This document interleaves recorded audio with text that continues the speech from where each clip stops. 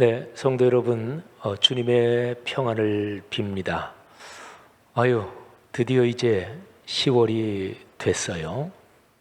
지난 여름 참 여러모로 사연도 많았고 또 많은 분들이 힘들기도 했을 거고요. 또 추석을 지나면서 확진자가 또 굉장히 높아지기도 하고 하여튼 쉽지 않은 시간을 보냈습니다. 그런 시간 가운데서도 계절이 변하면서 하나님께서 섭리하시는 하나님의 손길은 또 여전하구나 하는 것도 느낄 수 있었습니다. 오늘 우리가 묵상할 성경 본문은 사도행전 1장 1절부터 5절입니다. 이제 10월 1일부터 사도행전이 시작됩니다.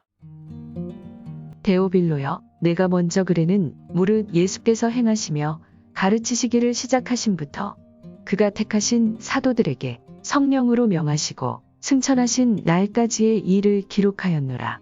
그가 고난 받으신 후에 또한 그들에게 확실한 많은 증거로 친히 살아계심을 나타내사 40일 동안 그들에게 보이시며 하나님 나라의 일을 말씀하시니라. 사도와 함께 모이사 그들에게 분부하여 이르시되 예루살렘을 떠나지 말고 내게서 들은 바 아버지께서 약속하신 것을 기다리라. 요한은 물로 세례를 베풀었으나 너희는 몇 날이 못되어 성령으로 세례를 받으리라 하셨느니라. 아멘. 오늘 여기 사도행전 1장 제일 첫 부분에 보면 이 사도행전을 쓴 저자가 누가라는 사람이고 이분은 헬라인입니다. 유대인이 아닌 이방인이지요. 직업은 의사였습니다.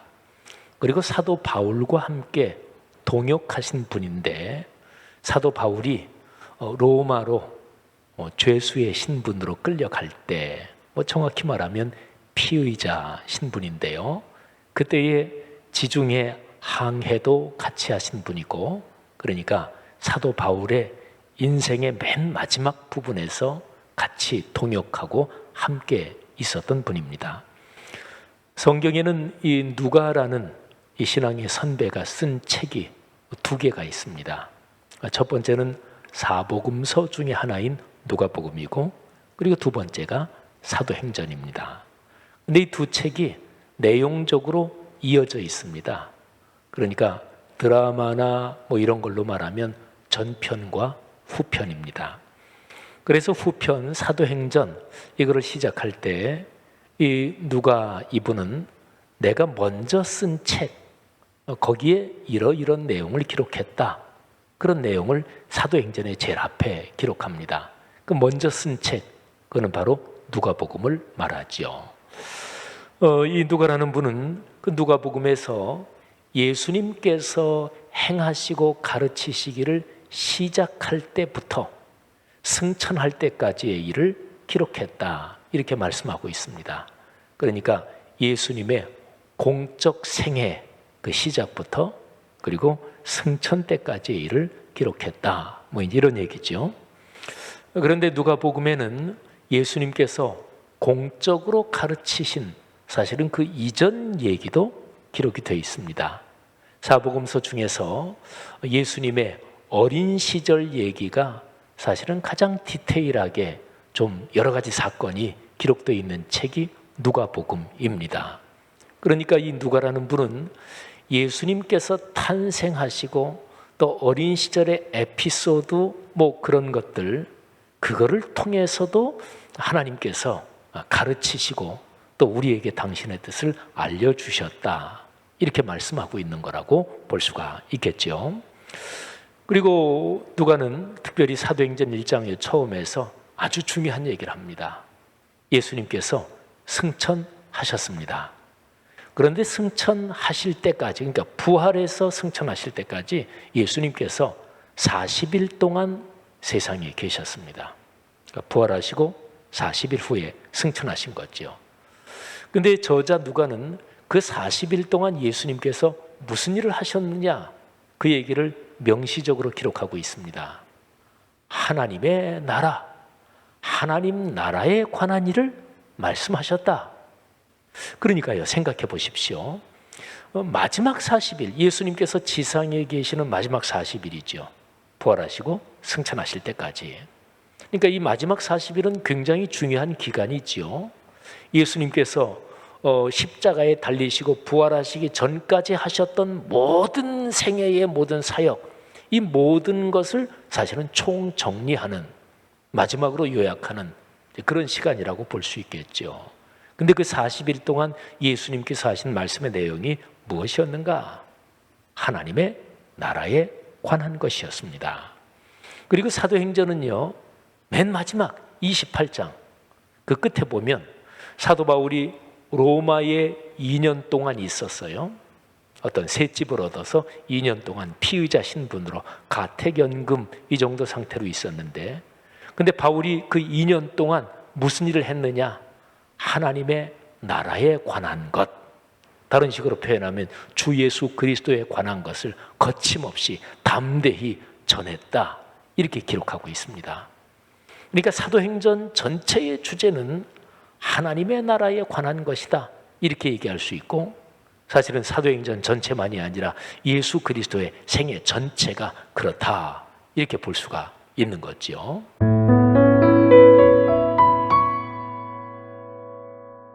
자, 두 번째 질문은 이런 겁니다. 성령님께서 내 삶에 함께 하시는 것을 어떻게 체험할 수 있을까요?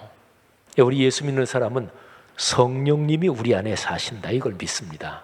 성령이 우리의 삶에 함께 하신다, 분명히 믿죠. 우리 기독교 신앙의 가장 기본입니다. 그런데 이거를 어떻게 체험할 수 있을까요? 경험하고 느낄 수 있을까요?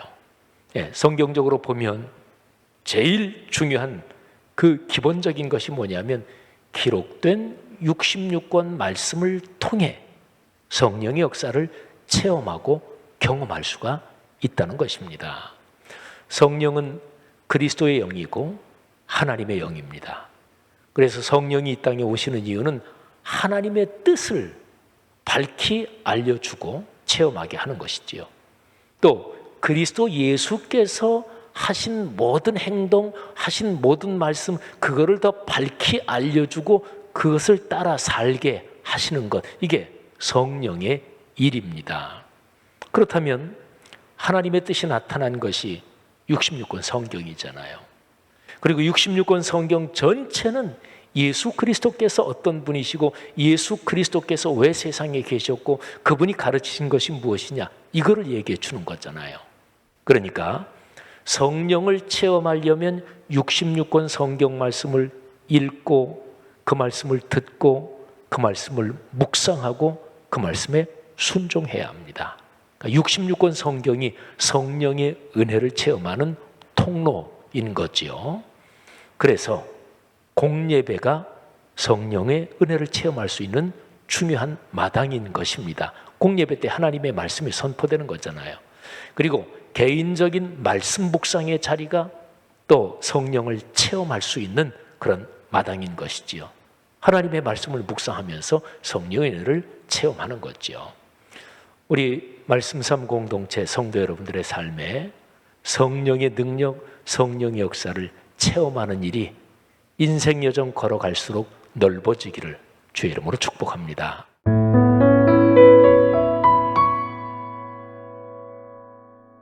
자, 오늘 사도행전 1장 1절부터 5절 말씀, 그리고 이제 이번 주간에 한 주간 동안 쭉 이어지는 말씀은 사도행전 1장과 2장에 있는 내용들입니다. 1장에는 예수님이 승천하신 후에 12제자를 비롯해서 예수의 모친 마리아, 예수님의 육신의 형제들, 그리고 초기 교회 공동체 120명 정도가 예루살렘에 있는 어느 다락방, 그거는 이제 마가복음을 기록한 마가네 집 다락방이라고 학자들이 추측을 합니다. 마가의 어머니가 예수님의 어머니 마리아와 같은 이름을 가지고 있어요. 마리아네 집 다락방, 거기에서 모여서 기도하고, 그리고 성령의 은혜를, 예수님께서 말씀하신 그 성령을 기다리라고 하신, 약속하신 것을 기다리라고 하신 그걸 기다리면서 기도하는 모습이 기록이 되어 있고, 또 가룟 유다가 탈락이 됐기 때문에 가룟 유다를 대신할 12제자 한 사람을 보충하는 장면이 1장에 나옵니다. 그리고 2장에는 저 유명한 오순절 성령 강림 사건이 기록이 되어 있죠. 성령의 충만을 받은 제자들이 나가서 말씀을 전합니다.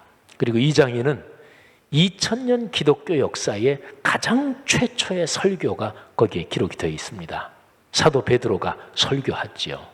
그래서 사도행전 2장의 내용은 참으로 중요합니다. 2장 제일 마지막에 보면 우리 기독교 역사에서 초대교회로 돌아가자 했을 때 그 가장 핵심적인 초대교회의 모습이 2장 42절부터 47절에 기록되어 있습니다. 모쪼록 사도행전을 쭉 묵상해 가면서 우리 교회가 성령의 역사를 더 크게 체험하고 또 하나님의 말씀에서 큰 복을 누리기를 바랍니다. 우리가 같이 기도할 제목 한 3가지 정도를 드리면, 첫 번째는 하나님 사도행전 묵상을 시작합니다. 사도행전 전체를 묵상하는 가운데 말씀의 큰 복과 은혜를 누리게 하옵소서. 두 번째 기도 제목은 하나님 성령의 능력과 성령의 아름다운 그 역사를 충분히 넉넉하게 체험하게 하옵소서. 그리고 세 번째는 아직 코로나19가 계속되고 있습니다만은 코로나19 중에 사회적 거리 두기로 인해서 모이기가 쉽지 않고 또 구역 예배도 온라인으로 진행되는데, 성도들과 성도들 사이에 마음의 교제 또는 영적인 이런 교제는 더 가까워지게 하시고, 특별히 하나님과의 관계에 더 가까워지고 깊어지게 하옵소서. 이 3가지 기도 제목을 붙잡고 우리가 기도했으면 좋겠습니다. 고맙습니다. 여러분의 삶에 주의 축복이 넉넉하기를 바랍니다.